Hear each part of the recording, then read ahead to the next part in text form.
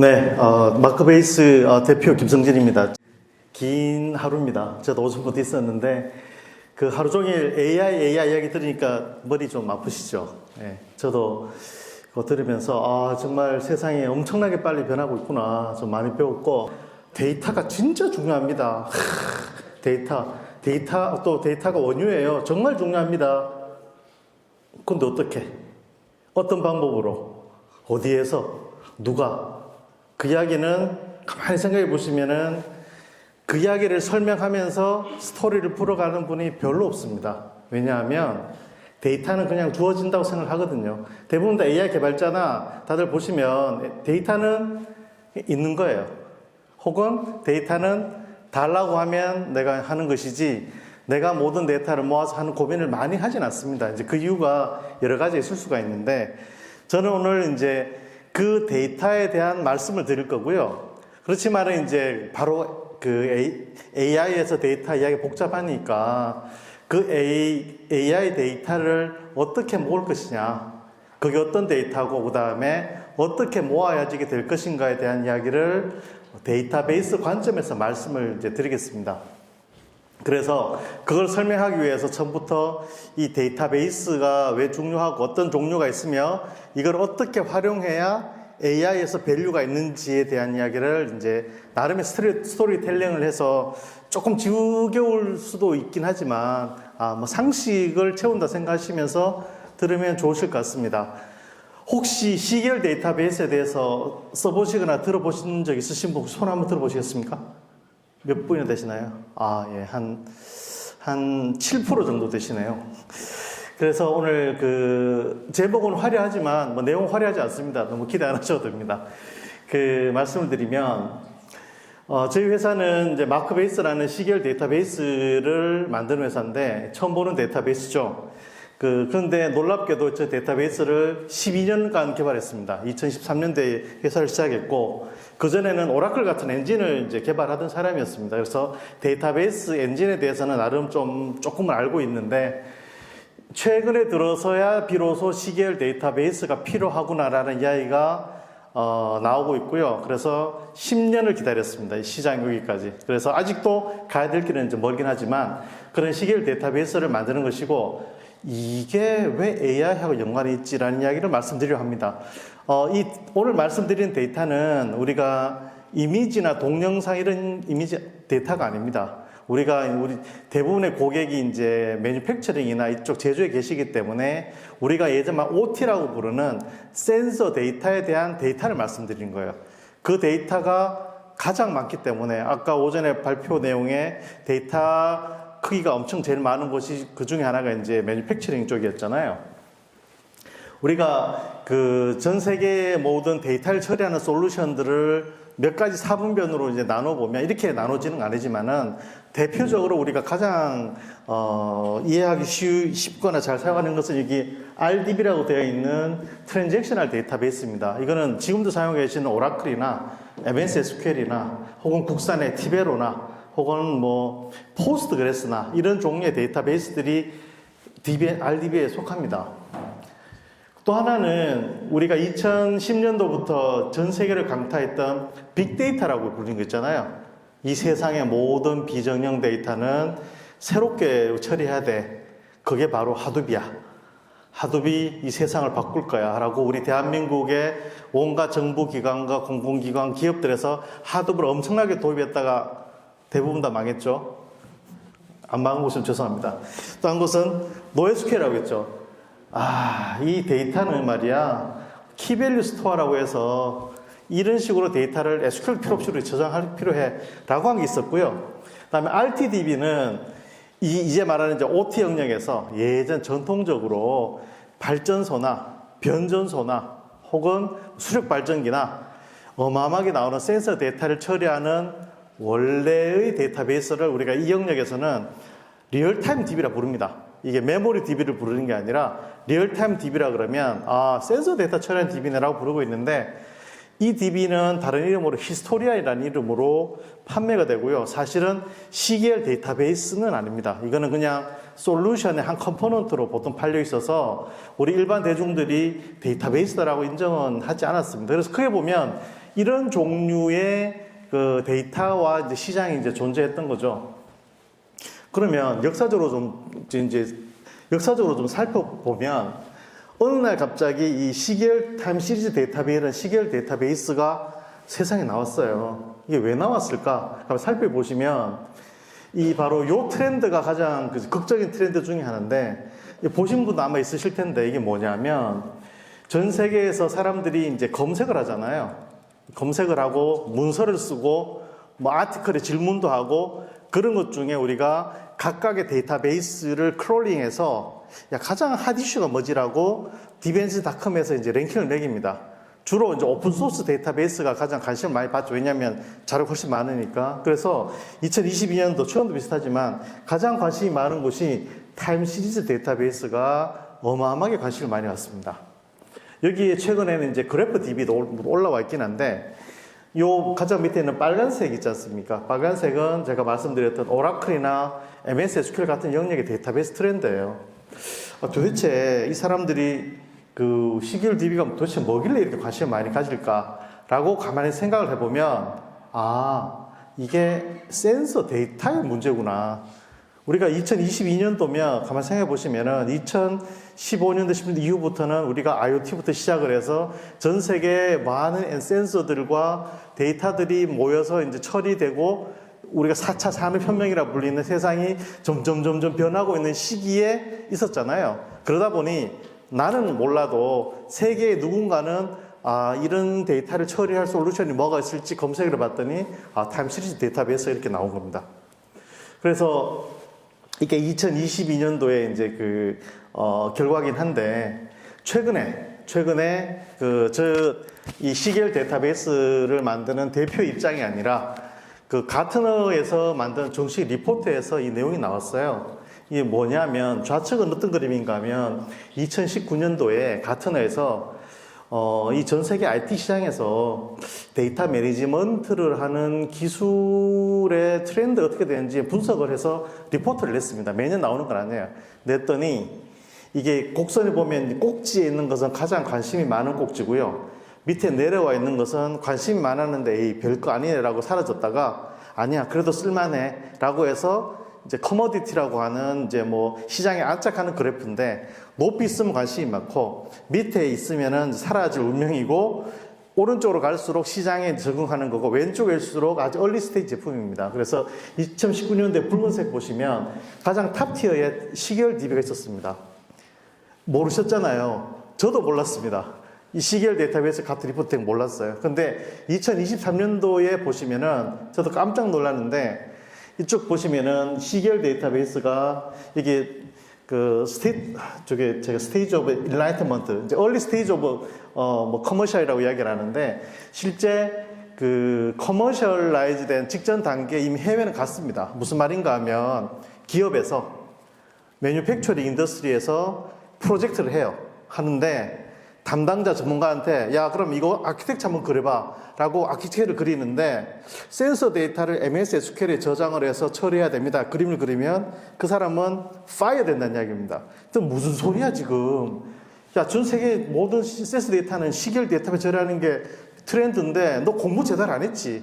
너 하려면 어떻게 해야 돼? 그쪽에 시계열 데이터베이스가 실제 비즈니스 50%가 갔다는 이야기입니다. 그래서 이게 한 2025년도, 6년도 정도 되면 이게 완전히 간다는 이야기인데, 이게 가튼에서 이제 예측했던 미국과 유럽의 스토리입니다.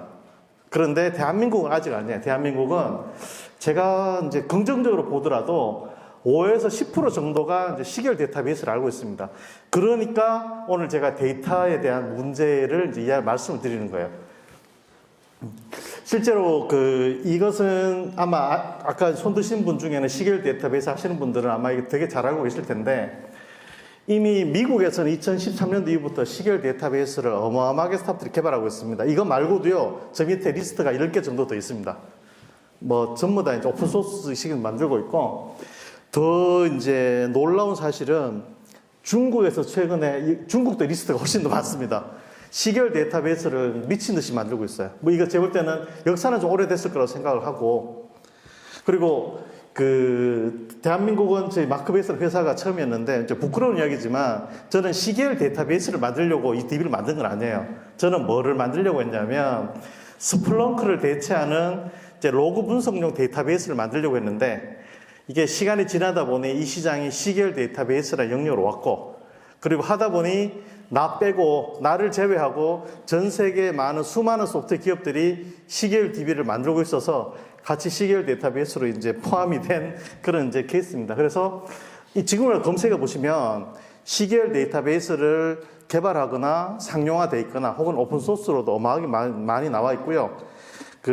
제가 보기에는 중국이나 미국이나 이 사람들은 아마 대부분의 경우는 기본적으로 아키텍처 설계할 때 시계열 DB를 분명히 쓸 겁니다. 쓰지 않으면 안 되는 시대로 왔기 때문에 거기에 MS, SQL, 오라클 쓴다고 의사결정한 사람은 아마 살아남지는 못할 거예요. 저는 그렇게 생각합니다.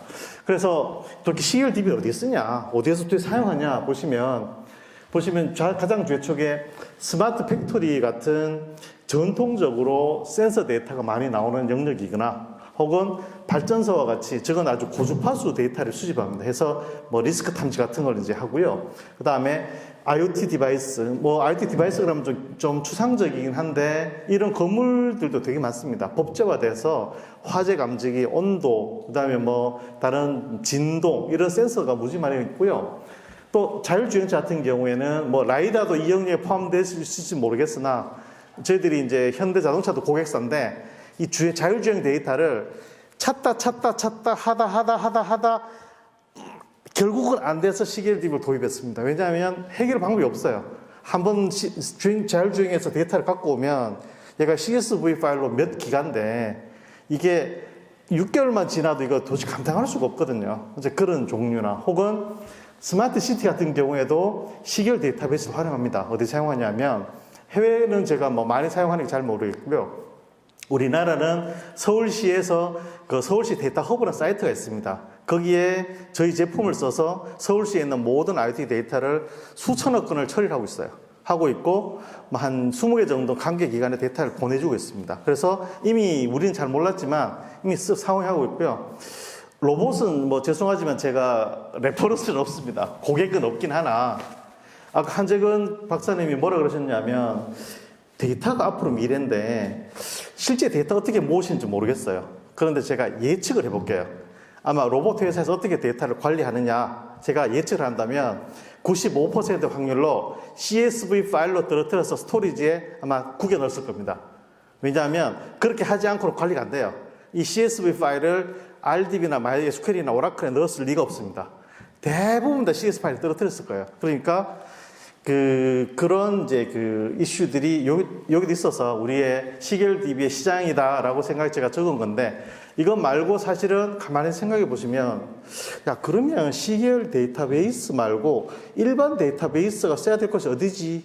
라고 생각하면 이 시장이 어마어마하게 크다고 우리가 생각할 수 있습니다. 물론 이게 시계열 DB를 안 써서 그렇지 시간이 가면 갈수록 데이터량은 많아지고 학습도 많이 해야 되고 그 다음에 빨리 처리해야 되는 이런 니즈를 맞추기 니즈는 훨씬 더 이제 높아지기 때문에 그럴 거라고 저는 이제 회사 대표로서 말씀드리고요. 저희 마크베이스는 제가 12년 됐다 그랬잖아요. 저희 데이터베이스가 이제 TPC라고 하는 국제공인 데이터베이스 성능 사이트가 있습니다. 이거는 그냥 성능 측정해서 보내면 되는 게 아니라 주로 여기는 오라클하고 예전에 DB2 마이크로소프트, 인텔 이런 데 모여서 이제 랭킹을 하는데 IoT 영역에는 저희들이 2019년도에 글로벌 1위를 했습니다. 1위를 했고요. 그 이후에 2014년 작년 7월까지 1위를 했고 2위가 누구였냐면 알리바바였습니다. 앞에 보여드린 알리바바의 린돔이나 시계열 데이터베이스가 글로벌 2위였는데 지금은 제가 보이지 않았는데 지금은 글로벌 5위입니다. 1, 2, 3, 4는 다 중국 기업들이에요. 그러니까 중국도 미친 듯이 소프트웨어 투자를 해서 이 영역에 엄청나게 이제 들어오고 있습니다. 그래서 조만간 모르긴 몰라도 우리가 중국산 오픈소스나 미국산 오픈소스나 커머셜 프로덕트를 쓰는 시대에서 중국산도 똑같이 쓰는 시대가 올 거라고 저는 생각을 하고 있습니다. 그렇지만은 이제 좋은 점은 시계열 데이터베이스에 전 세계 미국, 중국, 한국 같은 기업들이 들어가서 이제 개발하고 있고 우리가 오늘 하루 종일 이야기했던 OT 영역의 AI 인프라의 데이터를 처리하는 영역으로 자리 잡을 거라고 생각하는 거죠. 그래서 저희 제품 이야기 잠깐 하고 넘어가겠습니다. 저희는 이제 neo.marketplace.com이라고 이제 마크베이스 네오가 저희 데이터베이스 제품인데, 저희 뭐 개인적 생각으로는 진짜 괜찮은 제품입니다. 이거는 이제 시계열 데이터베이스 설치를 하면 데이터 수집부터 UI와 데이터 트랜스퍼까지 다 통합된 엔진이에요. 그래서 GitHub 사이트에 올려놔서 이제 전 세계에서 다운로드 사람들이 받고 쓰고 있고요. 커뮤니티에서는 그냥 무료로 사용할 수 오픈해놨으니까 누구라도 사용할 수 있도록 해놨습니다. 그래서 이제 지금까지 저희들이 주로 대기업 중심으로 시계열 데이터베이스를 많이 사용하셔서 레퍼런스를 이렇게 가지고 있습니다. 그래서 시계열 데이터베이스 이렇게 활용되고 있고, 뭐 이제 유스 케이스는 뭐 많아서 이제 제가 좀 넘어갈 텐데요. 하나 재밌는 거 말씀드리면, 이게 가장 저희들이 이제 얼리 스테이지, 그러니까 2016년도, 7년도에 도입하셨던 고객이에요. 이제 현대 마린 솔루션인데, 여기는 어떻게 쓰고 계시냐, 시계열 DB를. 여기는 이제 배를 만들잖아요, 중공업에서. 그러면 배의 모든 센서 데이터를 게더링을 해서, 실시간으로 게더링해서 인공위성으로 쏩니다, 이렇게. 그럼 그 인공위성은 한 250대 정도 되는 전 세계 배 데이터를 이 센터로 다 보내면 시계열 데이터베이스가 받아서 이제 데이터를 이제 비주얼라이즈를 하는 거죠. 그러면 선주가 이 사이트에 접속해서 내 배 상태를 실시간으로 볼 수 있습니다.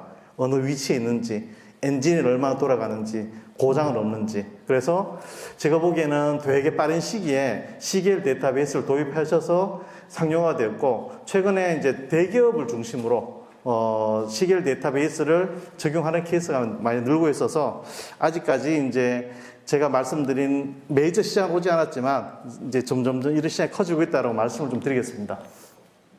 이제 핵심에서 이제 시계열 데이터베이스가 뭔지 말씀드렸잖아요. 그러면 도대체 OT에서 이 AI 데이터를 활용해야 되는데 이 데이터베이스하고 무슨 연관이 있는지를 좀 말씀을 드릴게요. 저는 이 자료를 작성하면서 와 정말 많이 놀랐어요. 우리 AI 영역에서 데이터 처리하는 방식이 우리가 문화 발전 단계로 따지면 거의 한 구석기 시대 정도입니다. 이게 철기 시대도 아니고 청동 시대도 아니에요. 이제 왜 그런지 제가 말씀을 좀 드리겠습니다. AI가 왜 필요한지는 뭐 다 알고 계시니까 넘어가고요. 실제로 OT, 그러니까 이제 매니팩처링 시장에서 너 AI 왜 해? 하면은 우리가 비전 같은 경우에는 분량, 품질이잖아요. 그죠? 그 다음에 눈에 보이지 않는 일반 센서 데이터의 경우에는 대부분 다 이야기합니다. 예지 보존하려고 합니다. 무슨 예지 보존? 고장이 언제 날지 예측하려고 합니다. 혹은 어노말리 디텍션, 그러니까 이상 있는 감지를 하려고 합니다라고 이제 이야기를 해요. 이런 걸 하려고 그러면 기본적으로는 뭐 AI 모델을 해야 되잖아요. 그래서 이건 넘어가겠습니다.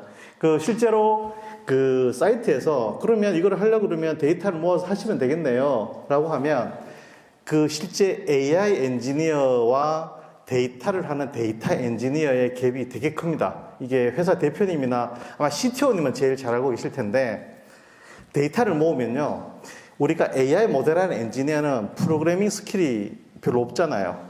그쪽 커리어 패스가 아닙니다.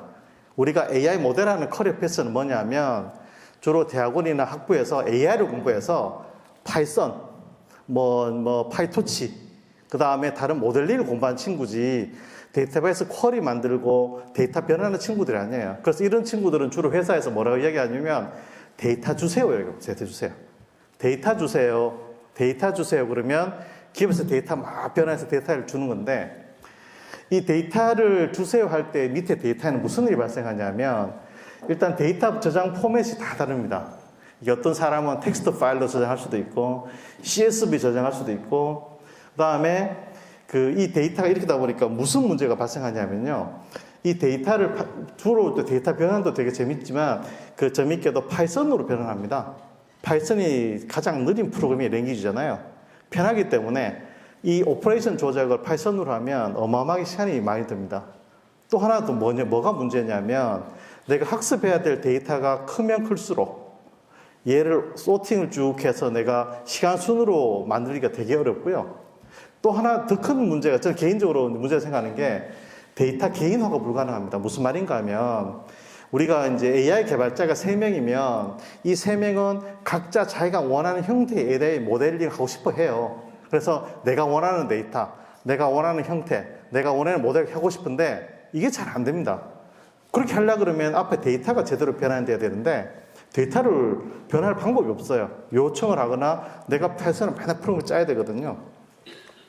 그래서 대부분의 경우 파일은 아까 말씀드린 것 같이 CSV 구조입니다. CSV 구조인데 이 CSV 구조는 뭐가 문제냐면 파일이 많고 쌓이면 쌓일수록 아무도 이 파일을 건드릴 수 없다는 게 문제예요. 제가 한 기업은 CSV 파일 하나가 한 5기가 정도 됩니다. 5기가 정도 되는데 얘가 스토리지 딱 들어가면 한 5,000개 정도 있어요. 5기가짜리가 5,000개 몇십 테라 있는 거죠. 있으면 이거 파일 가지고 뭐 하려고 하세요? 그러면 이걸 가지고 어노말리 디텍션을 하려고 합니다. 그럼 이 모델링 어떻게 하시려고요? 뭐 파일 열어가지고 학습해야죠. 아니 이 파일이 5,000개인데 이거 일일이 열어가지고 어떻게 학습해요? 학습 다 못하죠. 그러면요 랜덤으로 찍어서 학습을 합니다. 그럼 모델 잘 안 돌잖아요. 알아요. 그런데 방법이 없죠. 혹시 데이터 한번 눈에 보신 적 있나요? 본 적이 없대요. 어떻게 생겨 먹었는지 데이터를 볼 수 없는 사람들이 그 데이터를 가지고 어노말리 디텍션 AI 모델을 만들려고 미션을 받아서 하고 있는 겁니다. 제가 농담하는 것 같죠? 진짜입니다. AI 개발자들이 AI 모델링을 잘하는 케이스는 데이터가 작을 때입니다. CSV 센서 데이터가 작아서 30일치 혹은 2달치 정도의 데이터가 작아서 핸들하는 경우에는 잘할 수 있지만 1년치, 2년치의 빅데이터를 가지고 이 센서 데이터 모델링 해보세요 그러면 제가 장담하건대 대부분 다 못할 겁니다. 왜냐하면 그렇게 배우지 않았거든요. CSV 개발자들은 어떻게 시작하냐면 모든 CSV 데이터가 이 PC의 메모리 안에 들어오는 CSV로 변환됐을 경우에만 학습을 가능하도록 훈련을 받았어요.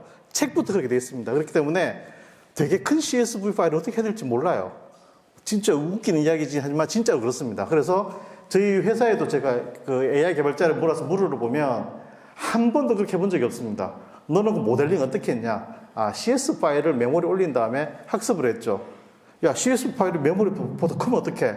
그럼 못하죠. 그러면 클 경우 어떻게 해? 그러면 어떤 수를 써서라도 이 데이터를 메모리 사이즈에 막 작게 CSV를 작게 만든 다음에 이거 무슨 용어가 있더라고요. 미니마이즈 한 다음에 학습을 한다는 거예요.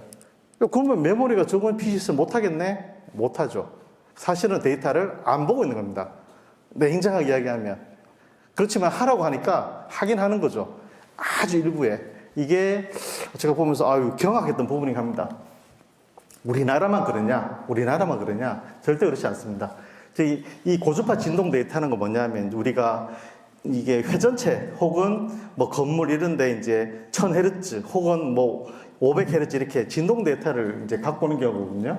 이 경우에 이 데이터가 폭발적으로 늘어납니다. 그래서 우리가 어노말리 디텍션을 하거나 이상 감지를 하는 진동 데이터 분석하는 AI 기업에서는 물론 그분들 말도 맞을 수 있는데요. 뭐라고 이야기하냐면 이 점검을 계속할 필요가 없어요. 이 점검은 하루에 5분 정도 나는 패턴을 보면 알 수가 있습니다. 라고 하고 그 5분 동안 데이터를 모아서 분석합니다.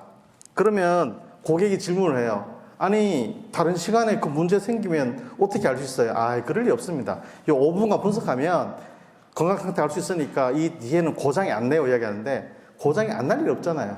언제라도 고장은 날 수 있죠. 가장 좋은 것은 계속 분석해서 내가 모니터링 하는 게 중요한 건데 데이터 문제가 있으니까 이제 쉽지가 않은 겁니다. 쉽지가 않은 거고 그래서 이런 데이터 문제가 있다는 거를 아셔야 돼요. 엔지니어는 알아도 의미가 없죠. 탑 레이어 우리가 매니지먼트 레벨 혹은 CTO 레벨에서는 이 문제를 인지를 하고 있어야 돼요. 그게 그 회사의 경쟁력과 연관이 있기 때문에 그래서 그러면 이 데이터를 처리하는 핵심 키 퍼포먼스는 뭐냐라고 보시면 이 처음에 우리가 이제 이게 일반적으로 AI 개발할 때는 로 데이터가 와서 우리가 저거를 데이터로 변환을 한 다음에 데이터 전체 패턴을 보아서 그 다음에 모델링을 해서 밸리데이션해서 그 다음에 인퍼런스로 테스트 검증을 하잖아요. 그런데 핵심은 뭐냐? 이게 이터레이션이 되는 거죠. 이게 보통 몇 번입니까? 2-3번 아니죠?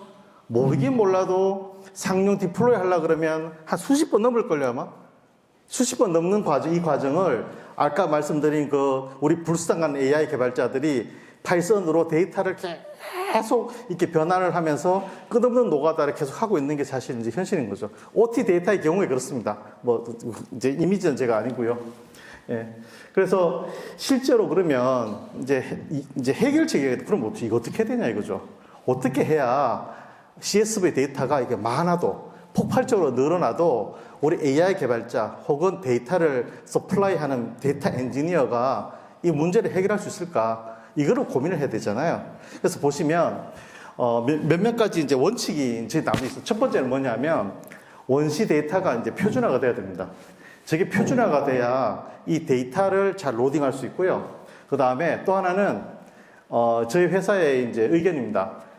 초거대 데이터 저장소를 제공해야 되는데 이 저장소를 하드로 생각하시면 안 됩니다.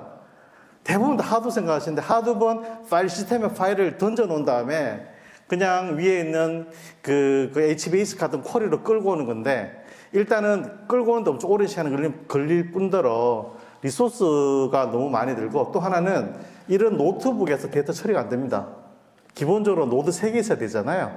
그러니까 이런 노트북에서 AI 개발자가 자기 데이터를 개인화하고 내가 여러 번 돌 수 있는 구조가 초거대 데이터 처리 정수가 이 노트북에 있어야 되는 거예요.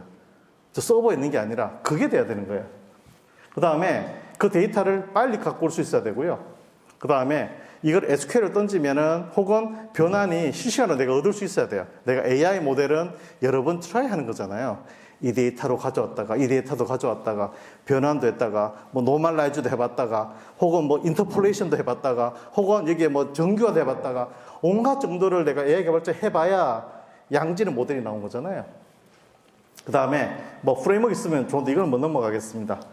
그리고 우리가 이제 그 시각화를 해볼 수 있어야 돼요. 근데 시각화는 AI 개발자 아시겠지만 AI 개발하시는 분들이 시각화하는 게 엄청나게 어려운 일입니다. 왜 어려운 일인가 하면 내가 데이터를 분석하려고 하는데 1년치 데이터를 이렇게 봐야지 우리가 뭘 할 수 있습니까? 데이터의 시저널리티를 확인할 수 있거든요. 여름, 겨울 데이터 다르면 노멀라이즈에서 찾아야 되는데 1년치 데이터를 보려고 그러니까 센서 하나의 데이터가 1000만 건이야. 그런데 내가 분석할 센서가 100개야. 그러면 1억 건의 데이터를 그림을 못 그립니다. 못 그려서 어떤 일을 하느냐? 볼 수 있도록 프로그램 또 돌려서 몇 시간을 돌려서 하나를 보는 거예요. 이런 문제를 또 해결돼야 돼요. 그리고 뭐 마지막으로는 고가의 하드웨어가 필요하냐 이거죠. 이걸 또 처리해야 되냐. 대부분 기업에서는 그 GPU 사는 것도 어려운데 야, 이 데이터 처리하기 위해서 거대한 소프트웨어 하드웨어 사는 것도 되게 어려운 일입니다. 그래서 기본적으로 이런 종류의 이제 그 문제가 해결돼야 아까 말씀드린 OT 데이터를 AI 모델을 하는데 해결이 된다고 나름 생각이 되는 겁니다. 그래서 이제 그 마크베이스 제품 얘기를 제품이 아니라 이제 뭐 얘기하겠습니다. 밖에 나가 보시면 좌측에서 두 번째에 저기 아크네오라는 제품이 있습니다. 아크네오라는 제품이 뭐냐면 그 어드밴텍의 하드웨어에다가 페니스 하드웨어에다가 저희 데이터베이스를 집어넣고 그다음에 실제로 현장에서 데이터를 대량으로 수집하고 저장할 수 있는 데이터베이스가 내장된 어플라이언스입니다. 그래서 이런 종류의 제품은 아직 잘 못 들어보셨을 거예요. 왜냐하면 이런 하드웨어는 어떻게 보면 이제 우리가 게이트웨이라고 해서 데이터를 받아서 다 위로 올리는 이런 모델이잖아요.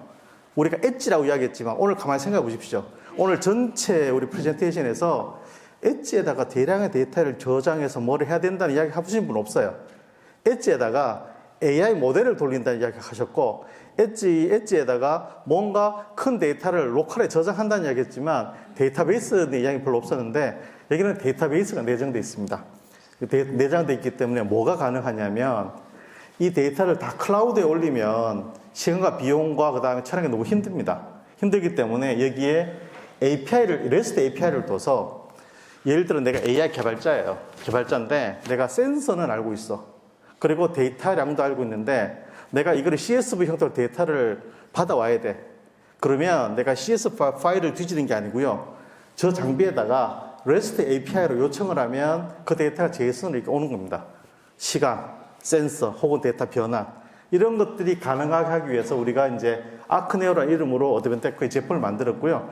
런칭한 지 얼마 안 돼서 아직 잘 모르지만 고객들이 자기들의 실제 데이터를 처리도 못하는 것들을 이런 로컬 머신에서 엣지에서 저장을 해서 분석할 수 있도록 하자는 것이 이 제품의 가장 첫 번째 이제 목적이었습니다. 그래서 이제 마크베이스 데이터 허브 API라는 무엇인가 하면 실제 우리 그 AI 엔지니어가 SQL을 모르거든요. DB도 잘 모릅니다. 뭐를 아냐? 파이썬에서 내가 REST API 노출할 수 있어. 이 정도는 가능합니다. 그래서 REST API로 다 SQL을 다 래핑을 시켜놨어요. 그래서 이거를만 공부하면 최소한 네 원하는 데이터 네가 가져가. 여기 이 쿼리 여기에 REST에 던지면 돼. 그러면 저 장비에 내가 쿼리를 던지면 이제 되는 겁니다. 이제 그렇게 어프로치를 한 제품이 저 아크네오라는 저 어플 제품이고 가격도 쌉니다. 네, 가격도 싸고요. 그래서 이걸 하게 되면 뭐가 가능해지냐면 최소한 이 데이터베이스가 저장할 수 있는 데이터 공간이 허용하는 한 내가 CSV 파일을 정렬한다고 할 필요도 없고요. 그 다음에 학습할 때도 내가 원하는 데이터 보면 갖고 와서 메모리보다 더 큰 공간의 센서 데이터들을 학습을 할 수가 있습니다. 이게 가장 큰 이제 패러다임의 전환인 거죠. 그래서 실제로 시계열 데이터베이스를 가지고 저희 고객들 쓰는 목적의 대부분은 AI 학습을 위한 데이터 생성입니다. 옛날에는 CSV에서 내가 학습 데이터를 가져왔다면 우리 고객들은 대부분 다 SQL 쿼리나 REST API를 통해서 내가 원하는 센서의 시간 범위의 데이터들을 가지고 와서 이 JSON을 내가 받아와서 내가 이제 학습하는 구조로 이제 변하고 있는 거죠. 그래서 제가 하나 예를 좀 들어드리려고 왔는데, 그래서 이제 저희 데이터 hub.macbee스.com 들어가시면은 오픈 소스로 저희들이 데이터 셋부터 그 AI 소스 코드까지 어노멀리티스 코드가 다 넣어놨습니다. GitHub에 있으니까 그냥 사용하시고 쓰시면 되는데, 되게 재밌는 게 하나 있었는데, 여기 보시면은 3번에 이제 저희들이 갖고 있는 게 한 220여 가지의 다양한 데이터셋을 가지고 있거든요. 갖고 있는데 3번에 이제 나사 베어링 정상 고장 데이터 저 케이스를 잠깐 말씀드릴게요. 되게 재밌는데 캐글에서 저 데이터를 가지고 이제 우리가 이제 컴피티션을 하잖아요. 그러면 이 데이터가 원래는 어떻게 생겼냐면 CSV 파일을 압축한 파일 덩어리가 엄청 큰 게 있습니다. 이거 압축을 풀면은 한 몇십 기가 정도 돼요. 그런데 퀴즈가 뭐였냐면 이 나사의 이 베어링 데이터는 장비를 고장날 때까지 돌린 거예요. 그러니까 한 몇 개월치 되겠죠. 1년치 될 겁니다. 1년치 돌려서 이 베어링이 고장날 때까지 돌려서 그 데이터에는 정상 데이터와 고장 데이터가 있어요. 그럼 AI 개발자들 어떻게 생각합니까? 그래? 그럼 내가 고장 데이터를 보면 이거 가지고 고장 예측할 수 있겠네? 라고 생각하는 거죠. 그래서 파일을 열고 다운로드해서 딱 열어보면 못합니다. 도대체 이 데이터가 어떻게 생겨먹었지? 너무 많은데? 그래서 제가 쭉 읽어봤거든요. 도대체 모델을 이제 업로드한 사람이 있어서 찾아봤더니 어떻게 했냐 물어보면 다 못하고 내가 장이라고 생각되는 지적 파일 몇 개를 갖고 와서 모델링해서 올렸어. 정확하지 않죠. 가장 정확한 건 뭐냐면 9억 5천만 건의 센서 데이터를 줄로 세운 다음에 정상과 비정상을 보고 학습 범위를 구분한 다음에 얘를 학습해서 어노멀티션을 하든가 정상을 보고 학습을 해서 비정상을 찾든가 데이터를 보고 해야 되는데 외국조차도 데이터를 보고 못한다는 겁니다. 물론 지금도 외국에 누군가는 시계열 DB로 하긴 할 수 있을 거예요. 그래서 데이터셋에 올려놓은 이유는 이 9억 5천만 건 정도 데이터를 이 작은 노트북에 할 수 있습니다. 이게 저희 제품을 깔고 그냥 로딩 버튼 누르면 한 30분 정도면 9억 5천만 건 로딩이 되고요. 여기 이게 주피도 노트북으로 어노멀리 디텍션까지 할 수 있는 코드가 다 세팅이 되어 있어요. 그래서 저는 개인적으로는 이 대한민국에 있는 우리 리소스 낭비를 좀 줄이면 좋겠다. 이 AI 개발자들이 너무 많은 시간과 에너지를 낭비하고 있다. 이게 시계열 데이터에서 좀 해결돼야 되는 거 아닌가. 그런 생각을 했고, 되게 재밌는 데이터가 많습니다. 이게 뭐 골드 프라이스 데이터도 있고요. 비트코인 데이터도 많으니까 나중에 한번 보시면 좋을 것 같습니다. 데이터 허브 마크베이스.com이라는 사이트입니다. 예. 이거 뭐 나머지는 제가 이제 돌아가고요. 그래서 궁극적으로 그러면 마지막입니다. 궁극적으로 이제 마크베이스가 생각하는 고객의 데이터 처리 모델은 어떻게 돼야 되느냐? 팩트 1이 있다. 팩트 1. 팩트 1은 공감할 수 있고 안 할 수 있겠지만 앞으로 모든 데이터는 클라우드에 못 올린다. 이게 무조건 원칙 1번입니다. 이거는 실제 현장에 일어나고 있어요. 기존에는 워낙 클라우드 회사들이 아마존에 데이터 다 올리세요. AI로 다 끝내줍니다. 구글 다 올리세요. 끝내줍니다. 이제는 그게 안 되는 시대예요. 데이터가 엣지에 너무 많습니다. 그래서 원칙 1은 데이터를 엣지에다 저장하는 것이 대원칙이 될 겁니다. 그러려 그러면 저기에 데이터베이스가 들어가야 되고요. 그러려 그러면 고속으로 처리할 수 있는 종류의 데이터베이스가 사용될 겁니다. 두 번째는 뭐냐면 그럼에도 불구하고 중요한 데이터는 골라서 서버로 로딩을 하실 거예요. 그때 가장 빠르고 쉽게 하려고 그러면 내가 서버 IP에다 RESTAPI를 던져서 이쪽 DB에다 넣으면은 가장 편하죠. 그렇지 않으면 어떻게 돼야 되냐면 저런 장비에 들어있는 수백 개의 CS 파일을 다 로딩한 다음에 소팅해서 변환을 해서 MS SQL에 집어넣고 그 작업을 이제 반드시 해야 되는 거죠. 그래서 아마 그렇게 모델이 갈 것이고 여기는 저희 마크베이스를 넣지는 않았지만 대부분의 고객들은 여기서 데이터베이스 저희 마크베이스 사용하고 계세요. 왜냐하면 그렇게 해야지 성능이 나오니까. 그래서 저는 현재는 우리 그 아크네오라는 제품으로 엣지에서 데이터를 처리하고 있지만 장기적으로 이렇게 클라우드까지 가는 이런 모델을 가지고 있다. 이렇게 이제 말씀을 드리겠습니다.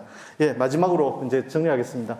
일단 저희 그 아크네오 제품을 사용하시면 데이터를 저장할 수만 있으면 이 CSV 지옥에서 벗어날 수 있고 AI 개발자의 시간 비용을 줄일 수 있고 그 다음에 GPU 메모리 한개 극복할 수 있는 새로운 차원의 이제 서비스가 가능하니까 관심 있으시면 한 번씩 찾아봐 주시면 감사하겠습니다. 네, 이상 마치겠습니다.